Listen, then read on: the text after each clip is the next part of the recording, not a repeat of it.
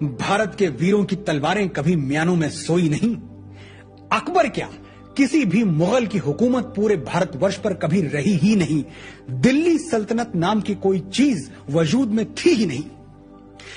मुगल अलग अलग राजाओं से मिलकर इस देश के कुछ हिस्सों पर शासन करते रहे।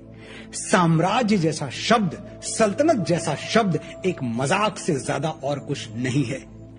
महरौली से यमुना तक हुकूमत करने वाले लुटेरों को हमने जरूरत से ज्यादा इज्जत दे दी और अफसोस होता है ये कहते हुए कि सच्चे शूरवीरों को भुलाकर हमने इन अपराधियों को हीरो बना दिया।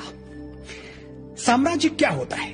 साम्राज्य था मगध, साम्राज्य था चोला, चेरा, पांड्यन, मुगल थोड़ी।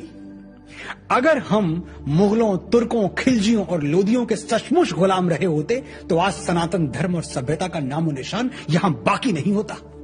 हिंदू हमेशा के लिए मिट गए होते, हिंदुत्व हमेशा के लिए मिट गया होता, भारत कुछ और हो गया होता।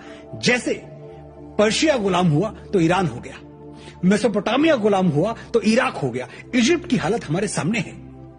अगर हम सचमुच गुलाम रहे होते तो कोई और कौम, कोई और धर्म भारत भूमि पर कभी पनपता ही नहीं। भारतवर्ष के वीरों ने कभी अपने हाथों में चूड़ियां नहीं पहनी थी और बड़े ही प्रायोजित तरीके से हमारे अंदर ये इंफीरियरिटी कॉम्प्लेक्स भरने की कोशिश की गई कि हम पद्दलित और कमजोर थे।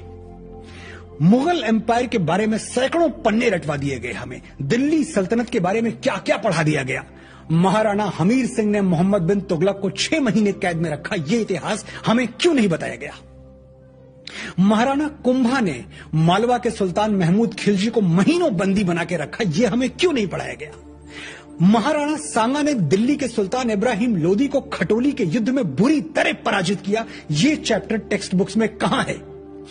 ऐसे दर्जनों युद्ध हुए हैं जहां इन आतताइयों को हमने पैरों तले रौंदा है। 7वीं सदी में बप्पा रावल ने मोहम्मद बिन कासिम को ईरान तक दौड़ा दौड़ा कर मारा था, यह हमें क्यों नहीं पढ़ाया जाता। खैर, वापस लौटते हैं